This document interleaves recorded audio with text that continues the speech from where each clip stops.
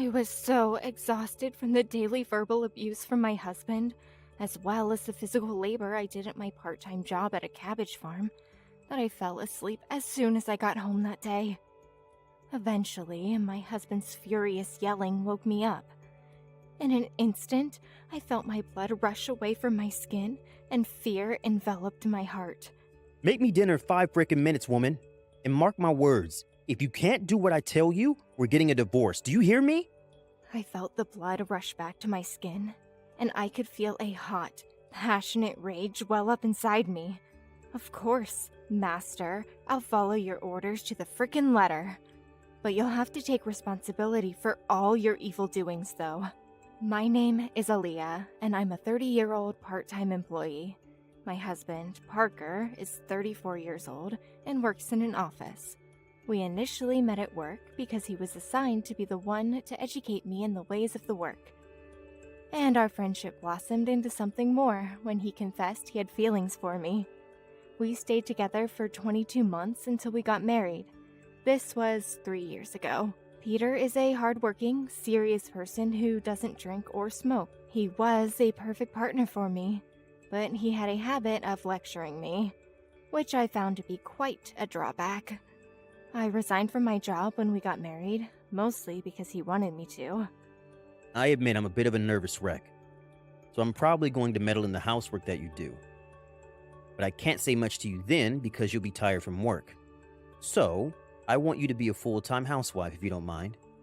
If you say so, I'll do my best with the housework, but until we have kids, I'd rather work even short hours, or maybe a part-time job to save more money. You don't need to worry about money, Aaliyah. I'll work hard at my job and make the money we'll need for the future. If I come home tired from work and the house isn't clean, that's going to be harder on me. I mean, if you insist that much... Alright then, I'll be a stay-at-home mom. And so, I started my life as a full-time housewife. At first, I was not very good with housework in the beginning, and it took me a long time to do it all. But as I got used to it, I could finish most of the cleaning and laundry before lunchtime, and then I only had to think about the dinner menu for the night. And as I got more accustomed to it, I was even able to manage the dinner menu with an app on my phone, and the amount of free time I had at home increased pretty sharply. I'm sure a lot of people have an image of a housewife always being busy with taking care of the house, but since I had no children then, and since where I lived was a one-story house with a small surface area to clean, having more time on my hands was an inevitable consequence of my new job. One fine afternoon, I had nothing to do, so I was watching a talk show on TV and was sipping a cup of coffee. Ah, great. I'm bored again today. I'm so tired of doing the same thing every day. When I was single, if I had even a little bit of free time, I would go shopping, or have lunch, or go to the movies with my friends. However, as a housewife comes with the disadvantage of being at the mercy of my husband's income, I couldn't do anything that cost a lot of money. Besides that, our house was in the country, far from the city.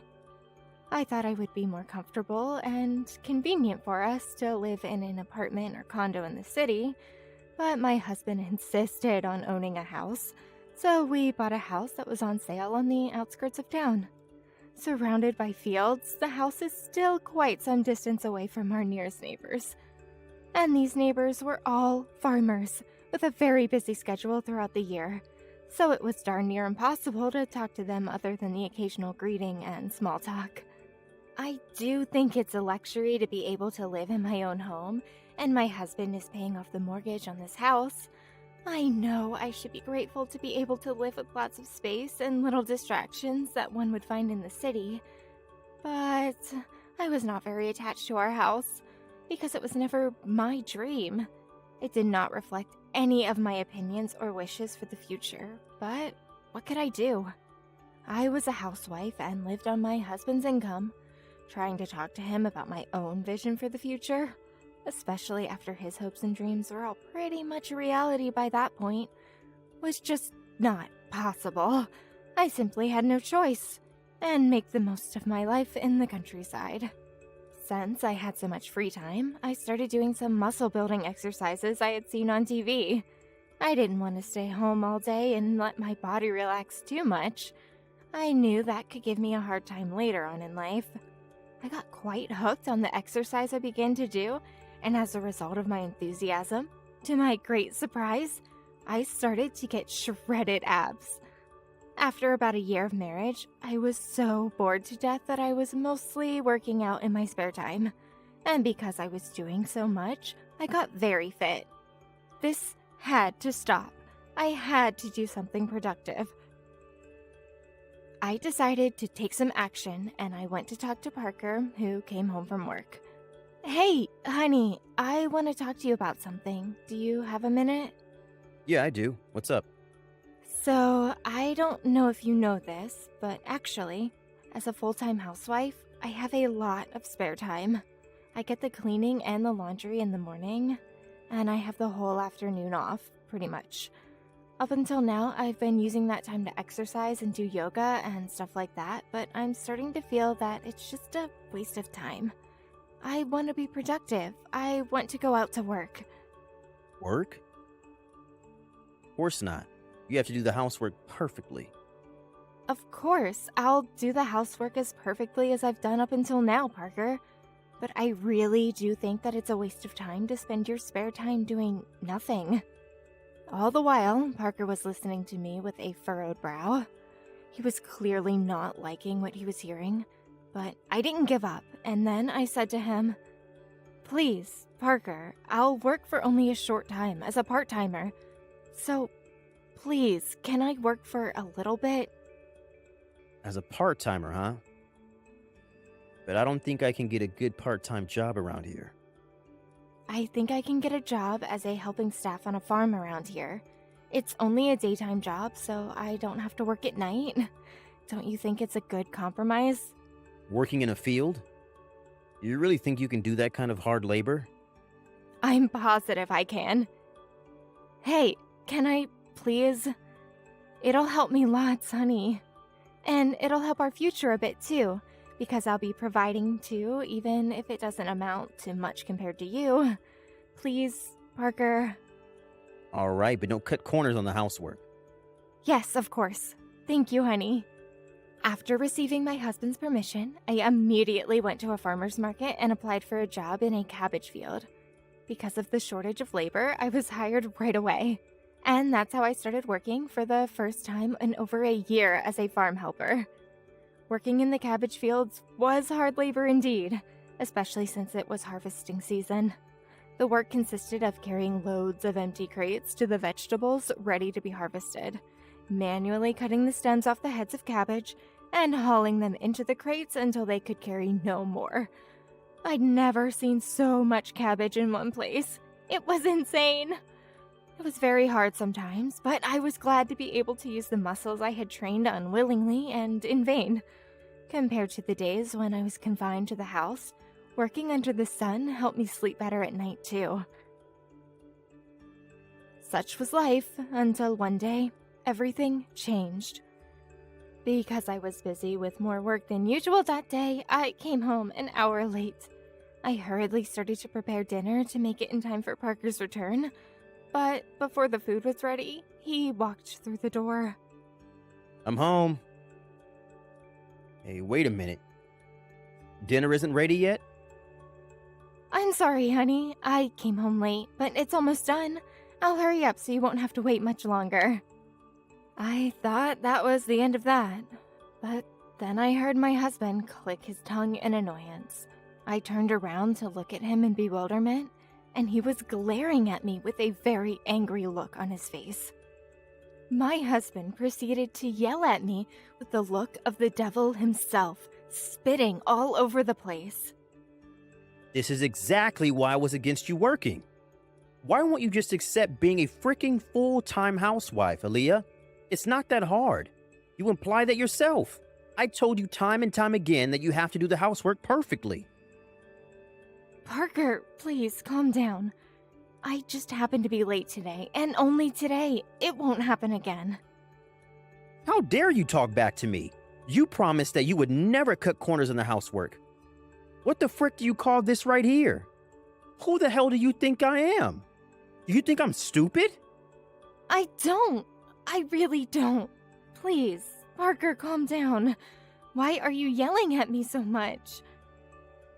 I couldn't help but shudder at the sight of my husband's face, which contorted beyond recognition with rage and disappointment. Listen to me. You are a housewife and nothing else.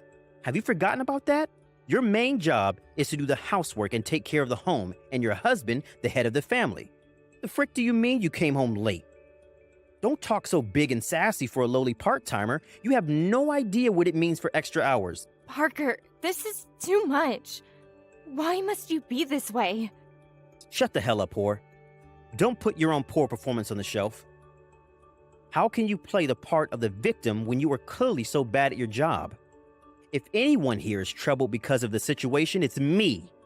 If this ever happens again, mark my words, you're going to quit that stupid job. If you still want to do that, see if I freaking care. And don't underestimate me, Alia. I'm dead serious here. I was too shaken to respond. So my husband said he was going out to eat and left the house. I collapsed to my knees right where I stood and burst into tears. I wondered if that monstrosity was the same man who had been so serious and so kind. The same man I'd fallen in love with, the one I married. It filled me with so much sadness that I became frightened of him. I wondered what in the world had triggered him so much. Was he that unhappy with the delay in preparing dinner? How could he yell at me in such a scary, rude, and intimidating manner? I did the rest of the chores that day without ever uttering a word to Parker after he came home. Neither did he, but he kept glaring at me as if he was watching me.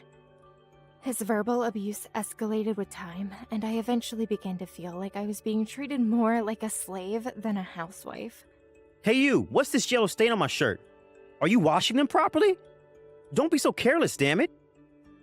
I do wash them properly, Parker. It doesn't look yellowed to me.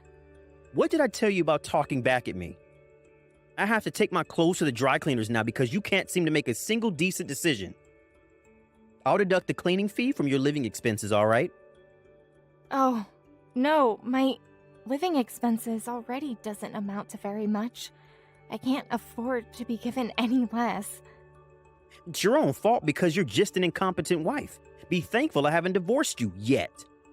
Take a look at this. My husband took out some sheets of paper from his bag and held them in front of me. They turned out to be divorce documents, with his section already filled in. With tears streaming down my face, I poured my soul into all the apologies I had to offer him. I'm so sorry. I'm so sorry, Parker. It was all my fault. Please, forgive me. You clearly don't know how to apologize properly.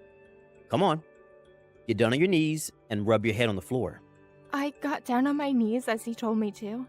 I knew that if I didn't, he would yell at me again and never stop until I was rendered to a catatonic shelf of trauma and anguish. Damn, that was pretty cheesy, but you get the gist.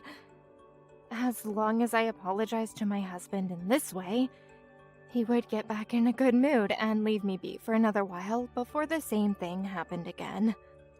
As these hard days continued, I myself began to think about divorce multiple times. However, I did not think I could make a living separated from my husband. There was no way I would be able to support myself on my part-time income from the cabbage farm work. One day, when I was getting ready to go home after finishing my part-time work, I was approached by a mother who was also working part-time. "Listen to me for a minute," she said.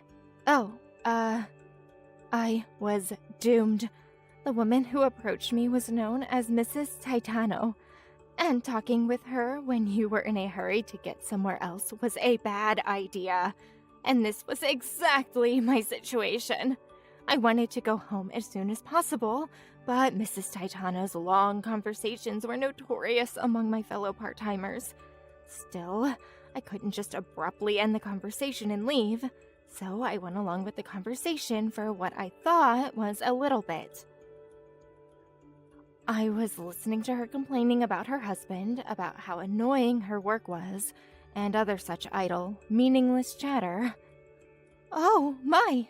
Look at the time. Well, good night, Miss Aaliyah. Nice talking with you. After finishing what she wanted to talk about, she quickly left. I checked the time and immediately felt myself go paler than a slice of mozzarella. I saw that it was almost time for Parker to come home.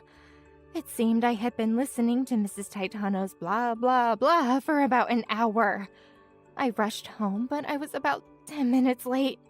For a split second, I considered making a run for my own safety, but I thought that would only make the situation far worse. I decided to swallow my fear and get inside the house. While I did swallow my fear, hypothetically, it came right back. I could feel my hands trembling as I unlocked the front door and went inside.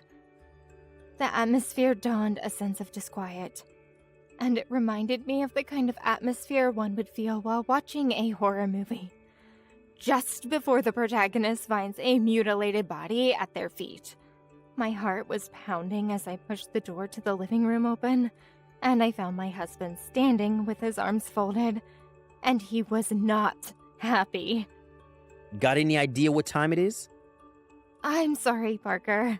I tried to hurry home, but a fellow part-timer started complaining about her husband, and I couldn't finish the conversation.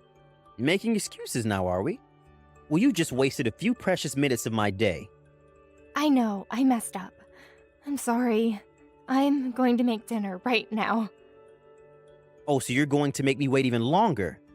It's very nice of you. How about you take a bath first? No, I can't. I can't take a bath until I've eaten. What the hell is your frickin' problem? If you don't get your ass in the kitchen and whip something up in 5 minutes, I'm divorcing you. I'm not kidding. I'll get you to sign these divorce papers. This was just standard procedure at this point. He began to unfold the filled-out divorce papers again and started to lay them out on the table, one at a time. I rushed to start cooking dinner without even putting on my apron. All the while, my husband was glancing at his watch and glaring at me, monitoring me like I was an assassin cooking up some poison for him to eat, making sure he logged every single one of my moves. No matter how much I hurried, 5 minutes was merely a blink of an eye. My husband began to shake his head in an attempt to show me how much longer I was making him wait. How much longer are you going to make your husband wait, woman? I cried out in horror and managed to finish preparing dinner in 10 minutes. It was a simple meal, but my husband's favorite. Then my husband clicked his tongue somewhat quietly, ate in silence, took a bath, and went to bed in the bedroom. I felt my entire body relax as my husband released me from this nightmare, and I fell into a slump. I was sick of living like this. Why did I ever have to be treated like this? I sacrificed so much for this man, and how was he repaying me for more than 1 year of excellent care for the home? Unfair judgment, abuse, threats of divorce, a seething hatred welled up inside me towards Parker. A few days later, I went to work as usual. By that point, I didn't have much of an appetite, and I wasn't sleeping well either, so I felt very tired when I got home. I set down my bag, drank a glass of water, and just completely zonked out on the couch. Eventually, my husband's furious yelling woke me up. In an instant, I felt my blood rush away from my skin and fear enveloped my heart. How long are you going to stay in the bed, damn it?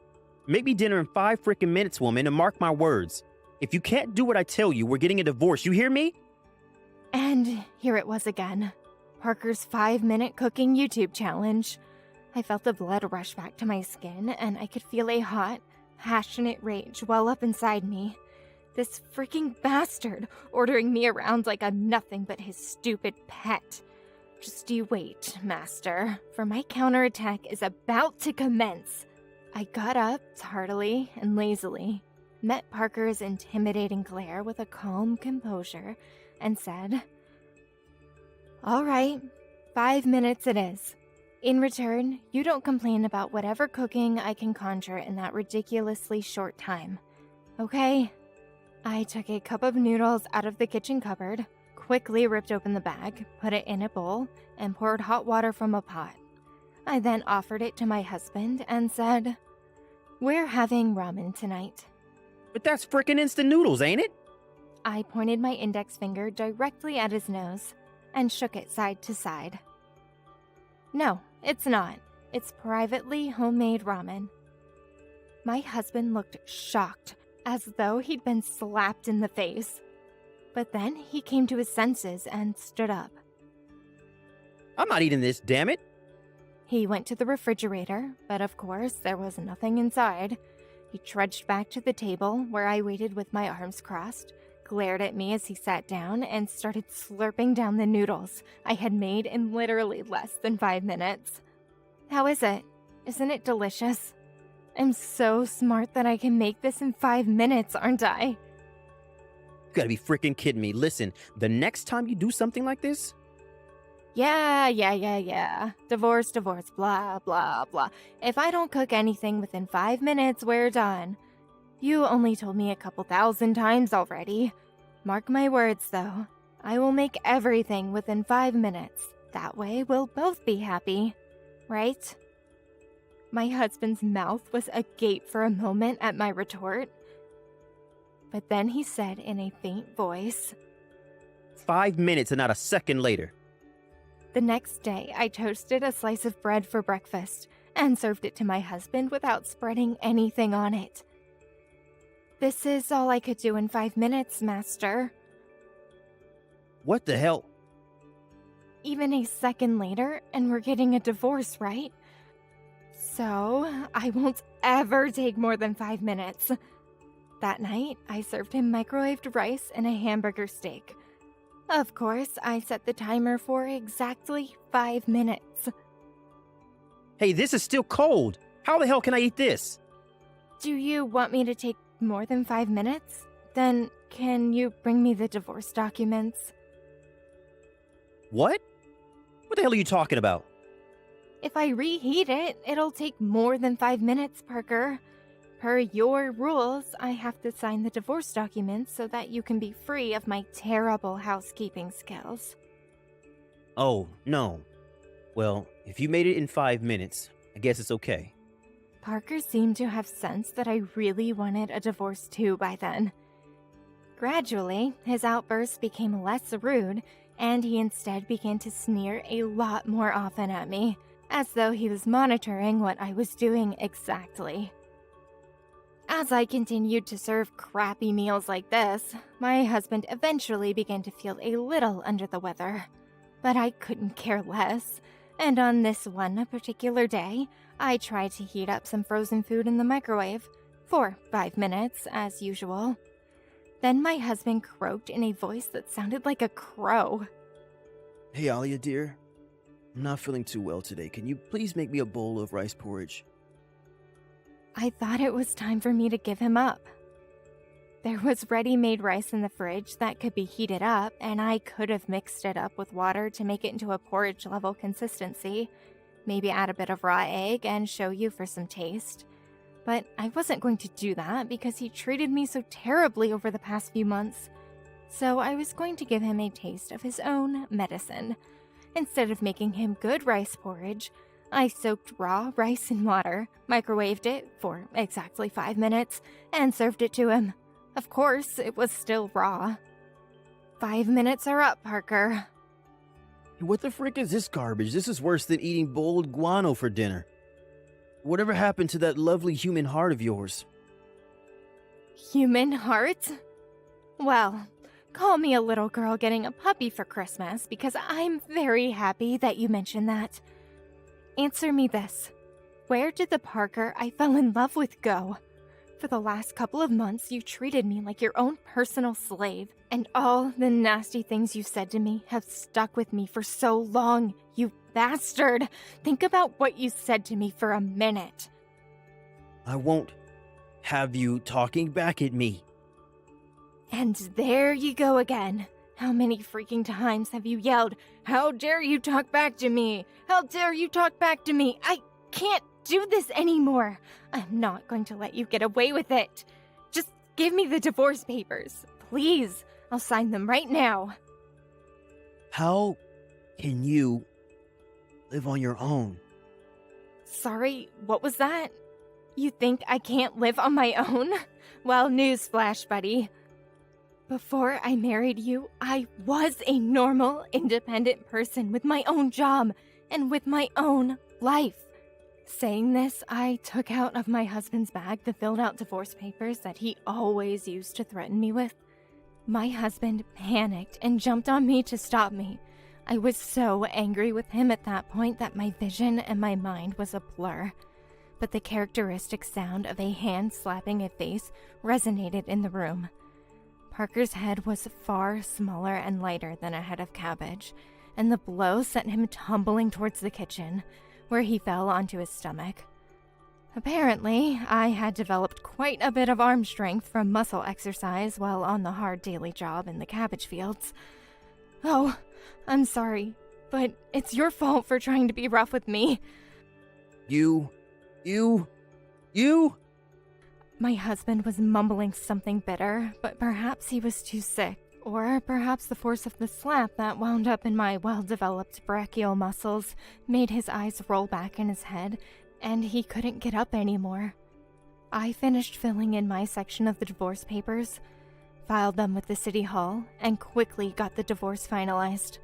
I notified both of my own parents and his of the divorce. My in-laws found out about their son's behavior toward me and generously apologized to me on Parker's behalf. My ex-husband is now living alone in the house, but because Mrs. Vaccarella, his mother, used to take care of him at home, and apparently has zero housekeeping skills, my husband's parents decided not to help him out so that he could take care of himself in the future. He is now living by himself and is becoming an increasingly miserable man, and people at his job are spreading the all-too-correct rumor that his old wife ran away from him due to verbal harassment and toxicity in the home. As for me, I decided to return to my parents' house for a while, so I had to quit my part-time job at the cabbage farm. But thanks to the work experience, I became pretty interested in agriculture, and my current plan is that after I take a few years to study agriculture a bit more professionally, I am planning to get a new job in earnest in that domain. My life with Parker has ruined me from marrying someone again for the time being. But should future experiences prove to me that good men are still out there, I think I can be willing to give it another shot. Wish me luck.